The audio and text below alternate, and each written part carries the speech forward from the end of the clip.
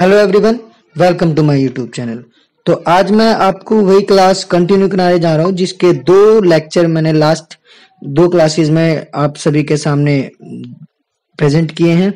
तो आज जो है हम उसी लेक्चर को कंटिन्यू करते हुए अपने टॉपिक पे आते हैं। तो आगे बढ़ने से पहले मैं पीछे आपको थोड़ा सा बता देता हूँ कि हम जो है चैप्टर पढ़ रहे थे द एज ऑफ इंडस्ट्रियलाइजेशन, जिसकी शुरुआत हमने एक इमेज से करी थी। जो इमेज हमारी डॉन ऑफ द सेंचुरी की एक कैसेट कंपनी की इमेज थी जिसमें फ्यूचर के बारे में दिखा रखा था। फिर हमने इमेज देखा था मैजिशियन के बारे में इमेज, और उसके बाद हमने इंडस्ट्रियलाइजेशन से पहले के दौर के बारे में पढ़ा था जिसमें हमने प्रोटो इंडस्ट्रियलाइजेशन के बारे में जाना था। उसके बाद हमने देखा था कि किस तरीके से नंबर ऑफ इंडस्ट्रीज आ रही थी, कैसे हम लंदन को फिनिशिंग सेंटर कह रहे थे, किस तरीके से जो नए नए ट्रेडर थे वो गांव में जाकर अपना बिजनेस सेटअप कर रहे थे और घर घर में जाके रॉ मटेरियल प्रोवाइड करा के उनसे उन्हें एडवांस पेमेंट देके उनसे काम करवा रहे थे। धीरे धीरे गांव में बहुत सारी इंडस्ट्रियां लग गई। फिर हमने देखा कि इंडस्ट्री की स्पीड किस तरीके से बढ़ी, स्टीम इंजन कैसे आए और किस तरीके से उन्होंने अपने जो प्रोडक्शन था उसकी स्पीड को बेसिकली बढ़ा दिया। तो अब हमने फिर आगे देखा था कि किस तरीके से हाथों का जो काम होता था, मतलब हाथ से काम करके प्रोडक्शन होता था, और उसके सामने जो है स्टीम इंजन आ चुके थे। तो इतना हम सब जो है इस चीज में पढ़ चुके थे, तो हम इसी चीज को आगे कंटिन्यू कर रहे हैं। तो हमारा टॉपिक जो है सामने वो ये है कि हैंड वर्कर जो और उनके सामने स्टीम इंजन। तो हम बात करें विक्टोरिया के टाइम की, तो ब्रिटेन में जो है ह्यूमन मतलब लेबर की कमी नहीं थी। ब्रिटेन में बहुत ज्यादा लेबर थी और इसी के चलते वहां पर गरीबी भी ज्यादा देखने को मिलती है। तो विक्टोरिया के टाइम में अगर हम बात करें तो ब्रिटेन में लेबर बहुत ज्यादा थी, ठीक है, उसकी कोई कमी नहीं थी।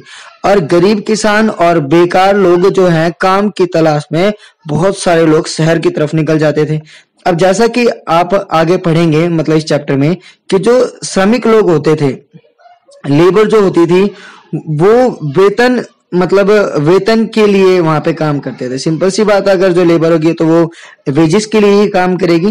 तो जब श्रमिकों की बहुत ज्यादा सप्लाई हो गई तो ऐसी सिचुएशन में जो लेबर थी वो डाउन हो गई, क्योंकि ऑब्वियस सी बात है किसी चीज की अगर सप्लाई ज्यादा हो जाती है तो उसके प्राइस कम हो जाते हैं। तो कंपटीशन बढ़ने की वजह से वेजेस के रेट जो थे मार्केट में वो डाउन होने लगे, और इसीलिए जो ओनर लोग थे उनको जो लेबर थी उसकी कमी कभी फील ही नहीं हो रही थी, क्योंकि लेबर इतनी ज्यादा थी और उल्टा लेबर जो है ज्यादा थी जिसकी वजह से वेजेस में कमी आ रही थी। तो ऐसी सिचुएशन में कॉस्ट भी जो है काफी कम पड़ रही थी और जो ऑनर थे वो बहुत ज्यादा प्रॉफिट कमा रहे थे। तो आगे बढ़े तो उन्हें ऐसी सिचुएशन में मशीन में कोई भी इंटरेस्ट नहीं दिखाई दे रहा था, क्योंकि सस्ती लेबर अगर उन्हें मिल रही है तो वो मशीन में इंटरेस्ट क्यों दिखाएंगे। तो वो नहीं चाहते थे कि मशीन लेकर वो इतना पैसा लगाएं। तो लेबर से काम जब चल रहा है तो मशीनें क्यों लगाएं, सबसे बड़ा सवाल यही था। तो बहुत सारे जो इंडस्ट्री में काम करने वाले जो लेबर थी उनकी अगर हम देखें डिमांड, तो मौसम के अकॉर्डिंग उनकी डिमांड बढ़ती थी और घटती थी।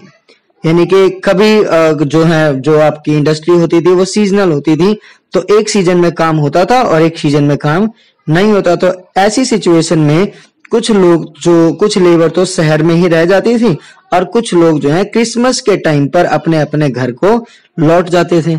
इसमें अगर बात करें जो आपके पोर्ट एरिया होते हैं वहां पर काम चलता रहता है। तो जो लोग सिटी में रह जाते थे, अपने घर को नहीं जाते थे, तो वो पोर्ट एरिया में कंस्ट्रक्शन साइट पर काम करते थे, पोर्ट एरिया में काम करते थे, जहाज पर काम करते थे, साफ सफाई सजावट वगैरह का काम करके जैसे तैसे वो अपनी लेबर निकाल लेते थे। क्योंकि अब इंडस्ट्री तो चलने नहीं है, क्योंकि इंडस्ट्री सीजनल हो रही थी। तो जिस सीजन में इंडस्ट्री नहीं काम देती थी लोगों को, तो उस समय पे जो है कुछ और जरियों से उन्हें काम मिल जाता था।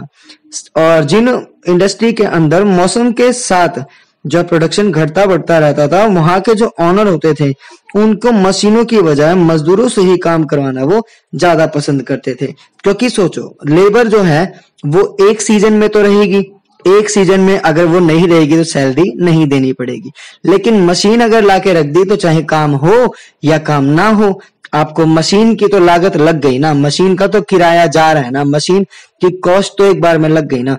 तो अल्टीमेट जो लेबर से काम करवाना था वो सस्ता पड़ता था और मशीन से काम करवाना थोड़ा सा महंगा पड़ता था। इस वजह से भी जो है लोग स्टीम इंजन को पसंद नहीं कर रहे थे। जो ऑनर लोग थे वो स्टीम इंजन नहीं लगाना चाहते थे, वो मशीनों का यूज नहीं करना चाहते थे।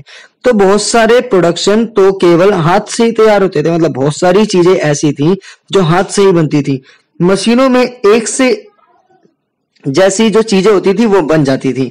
अब मान लो 100 तरीके की 100 प्रोडक्ट बनाने हैं तो मशीन वो 100 के 100 एक जैसे निकालती थी। लेकिन अगर मार्केट में 100 प्रोडक्ट की डिमांड है और 100 के 100 अलग चाहिए तो फिर वो मशीन नहीं कर सकती थी, फिर वो हाथों से ही होनी थी। लेकिन बाजार में अक्सर बारीक डिजाइन और खास आकारों वाली चीजों की काफी मांग रहती थी, मतलब जिनमें थोड़ा सा अच्छा महीन काम कर रखा हो, अच्छी हाथों का वर्क दिखा रखा हो, उसकी डिमांड ज्यादा रहती थी। अगर एग्जाम्पल लें तो ब्रिटेन में 19th सेंचुरी के मिड में 500 तरह के जो हैमर हैं वो तैयार किए जाते थे और 45 तरह की कुल्हाड़ियां बनाई जाती थी।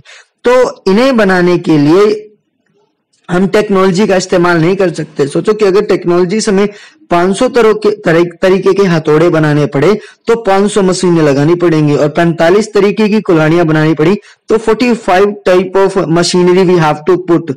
दैट वाज नॉट पॉसिबल, उस समय पे वो पॉसिबल नहीं था। तो ये भी एक रीजन था कि अलग अलग डिजाइन वाली चीजें मशीनें नहीं निकाल सकती थी, क्योंकि मशीन एक ही तरीके की चीजें निकालती थी।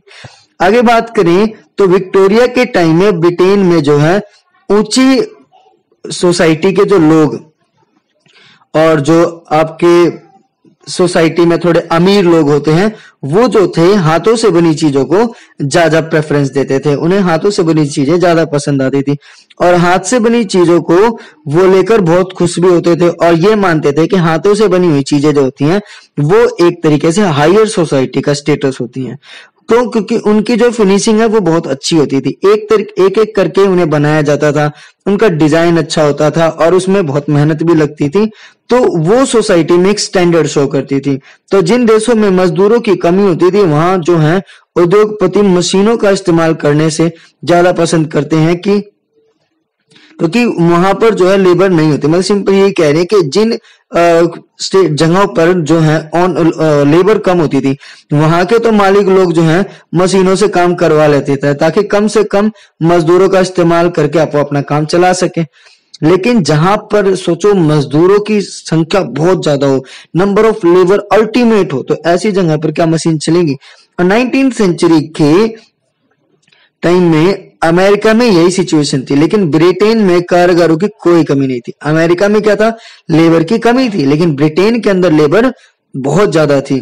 तो ब्रिटेन में तो एक तरीके से मशीन कामयाब नहीं हो सकती थी, लेकिन अमेरिका में चल जाता क्योंकि वहां लेबर नहीं थी। तो यहाँ पर देखिए कि एक इमेज दिखाई दे रही है कि लोहे की फैक्ट्री में मजदूर काम करते हुए आपको दिखाई दे रहे हैं। अब बात करें लाइफ ऑफ लेबर, मतलब किस तरीके से मजदूरों की जिंदगी थी, तो हम बात करें बाजार में श्रम की बहुतायत से मजदूरों की जिंदगी भी बहुत ही प्रभावित हुई थी। अगर मतलब सिंपल सी बात है कि बाजार में जो श्रम है मतलब लेबर है वो बहुत ज्यादा हो जाने की वजह से जो लेबर मजदूर लोग थे उनकी जिंदगी पर इफेक्ट पड़ा था। क्यों, बताया कि वेजेस रेट कम हो गए थे। जैसे ही नौकरियों की खबर गांव में पहुंची सैकड़ों की तादाद में लोगों के हुजूम शहरों की तरफ चल पड़े। नौकरी मिलने की संभावना यारी दोस्ती, मतलब अब अगर हम बात करें इधर दूसरे पॉइंट ऑफ व्यू से तो शहर में नौकरियां बहुत ज्यादा थी और गांव में नहीं थी। तो ऐसी सिचुएशन में जब गांव में नौकरियों की बात पहुंची तो लोग बाग दौड़ के पड़े कि हम शहर जा रहे हैं नौकरी करने। क्या करने, नौकरी करने। तो ऐसी सिचुएशन में अब नौकरी मिलना भी जो है वो यारी दोस्ती पर डिपेंड करता था कि किसी के जानकार अगर शहर में रहते थे तो उनके रेफरेंस से उन्हें नौकरी मिल जाती थी, अदरवाइज उन्हें हफ्तों तक महीनों तक नौकरी के लिए शहर में ही फुटपाथ पर अपनी जिंदगी बितानी पड़ती थी। तो जिनके यारी दोस्ती रहती थी उनको नौकरी यानी जॉब मिलने की चांसेस ज्यादा होते थे। अब सभी लोग तो ऐसे नहीं थे जिनके शहर में कॉन्टेक्ट अच्छे हों, तो जिनके कॉन्टेक्ट थे उनको तो जॉब मिल गई, लेकिन जिनके कॉन्टेक्ट नहीं थे उन्हें हफ्तों तक इंतजार करना पड़ता था। वो पुल के नीचे रहते थे या फिर जिस तरीके से प्राइवेट डिपार्टमेंट ने शेल्टर बना रखे थे उस तरीके के शेल्टर में वो रहते थे। बहुत सारे उद्योग तो इस तरीके के थे, मतलब जो सीजनल चलते थे, मैंने ये भी आपको बताई। तो एक समय में जब वो उद्योग यानी इंडस्ट्री चलती थी तो काम होता था, जब इंडस्ट्री बंद रहती थी तो काम नहीं रहता था। तो कुछ लोग तो वहीं रहते थे और कुछ लोग जो अपने घर निकल जाते थे, और जो वहीं रहते थे उन्हें कुछ दूसरे काम करके अपनी जिंदगी जीने पड़ती थी। तो 19वीं सेंचुरी की शुरुआत में वेतन में कुछ सुधार आया। 19वीं सेंचुरी जैसी स्टार्टिंग हुई यानी 1800 स्टार्ट हुआ, आपकी सैलरी थोड़ी थोड़ी सी लोगों की बढ़ने लगी थी, लेकिन इससे मजदूरों की हालत में बेहतरी का पता नहीं चलता। क्यों? क्योंकि जिस तरीके से उनकी लेबर यानी कि मजदूरी बढ़ रही थी, वेजेस बढ़ रहे थे, वैसे वैसे महंगाई भी बढ़ रही थी। तो औसत अगर एवरेज डेटा को देखें तो अलग अलग जो इंडस्ट्री के बीच आने वाले फर्क और साल दर साल होने वाले उतार चढ़ाव छिपे रह जाते थे। मतलब ये कहना चाह रहा है कि आप अगर डेटा देखते हैं तो आपको सामने ये रिजल्ट निकल कर आता है कि आपकी जैसे जैसे लेबर बढ़ी है, जैसे जैसे मजदूरी बढ़ी है, वैसे वैसे महंगाई भी बढ़ी है। तो इससे उनकी स्थिति में कोई ज्यादा सुधार नहीं हुए, जबकि उनके जो मालिक लोग होते थे उन्होंने प्रॉफिट बहुत अच्छा कमाया। अब बात करें हम यहाँ पे आगे, तो मिसाल के तौर पर जब लंबे नेपोलियन युद्ध के दौरान कीमतें तेजी से बढ़ी तो मजदूरों की आय के वास्तविक मूल्य में भारी कमी आ गई। क्योंकि नेपोलियन वॉर चला तो महंगाई बढ़ी, तो इससे क्या हुआ, सैलरी बढ़ी नहीं, महंगाई बढ़ गई, तो उनकी जो इनकम थी उस पर असर दिखाई दिया। अब उन्हें वेतन तो पहले जितना मिलता था, लेकिन उससे वे पहले जितनी चीजें नहीं खरीद सकते थे, क्योंकि अब महंगाई बढ़ चुकी थी। तो मजदूरों की आमदनी सिर्फ वेतन पर ही निर्भर नहीं होती थी, रोजगार की अवधि भी बहुत ही महत्वपूर्ण थी। मतलब अब लोगों सिर्फ एक जॉब से काम नहीं चलेगा, उन्हें और भी कुछ करना पड़ेगा। साथ ही साथ टाइमिंग ऑफ ड्यूटी, मतलब जो ड्यूटी का टाइम होता है वो भी इंपॉर्टेंट था। तो बात करें मजदूरों की दैनिक आय, इससे तय होती थी कि उसने कितने दिन काम किया, मतलब जितने दिन उसने काम किया उतने के हिसाब से उसे पैसा मिलता था। 19वीं सेंचुरी के सेंटर में अच्छे हालात में भी लगभग 10% शहरी आबादी निहायत गरीब थी। अगर बात करें 19वीं सेंचुरी के मिड में, तो उस समय पे इतने अच्छे हालात होने के बावजूद भी 10% जनसंख्या बहुत गरीब थी। जबकि मंदी के समय का दौर देखा जाए तो 35 to 75% पॉपुलेशन गरीब थी। 1830 की बात करें तो बेरोजगारी की आशंका के कारण मजदूर नई प्रौद्योगिकी से चिढ़ते थे। अब उन्हें लगता था कि अगर जो है टेक्नोलॉजी आ जाएगी, मशीनें आ जाएगी तो हमारा रोजगार चला जाएगा। तो ऐसी सिचुएशन में वो लोग जो हैं, लेबर जो होती थी, ऑब्वियस सी बात है वो मशीनों से चिढ़ेंगे। जब उन इंडस्ट्रीज में स्पिनिंग जेनी नाम की एक मशीन का यूज होने लगा तो हाथ से ऊन काटने वाली औरतें इस तरीके की मशीनों पर हमला करने लगी। जेनी के इस्तेमाल पर यह टकराव लंबे समय तक चला, क्योंकि जो स्पिनिंग जेनी मशीन आई थी उसने लगभग 10 लोगों के रोजगार को छीन लिया था, जिसकी वजह से जितनी भी फीमेल इस मशीन पर काम करती थी उन सभी फीमेल ने इस मशीनों को तोड़ना, इनको जलाना शुरू करा। और ये जो है संघर्ष, एक तरीके का कॉन्फ्लिक्ट काफी समय तक चला भी। तो अगर स्पिनिंग जेनी की बात करें तो जेम्स हारग्रीव्स ने 1764 में बनाई गई इस मशीनों ने कताई की प्रक्रिया को तेज कर दिया था, यानी कि कपड़ा बनाने की स्पीड को बढ़ा दिया था और लेबर की डिमांड को कम कर दिया था।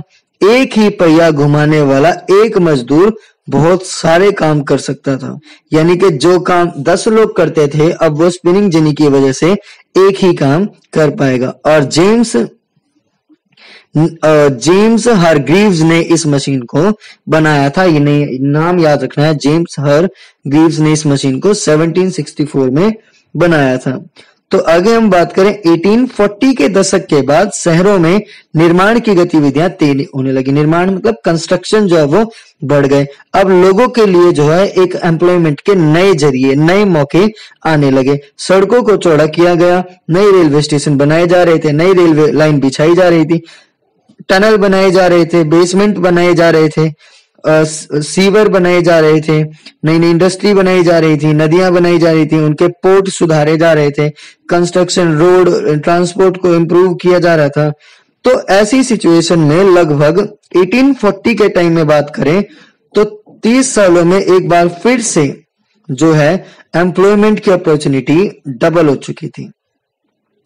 तो जो काम था उसकी कमी नहीं आ रही थी, एनी हाउ काम लगातार बढ़ता जा रहा था। तो इसके बाद हमारे यहाँ 2 टॉपिक कंप्लीट होते हैं। अब ये तीसरा टॉपिक है इंडस्ट्रियलाइजेशन कैसे रिलेटेड है, जिसमें कि कॉलोनीज जो थी, अगर बात करें तो उपनिवेशों में औद्योगिकरण, यानी कि इंडस्ट्रियलाइजेशन इन कॉलोनीज।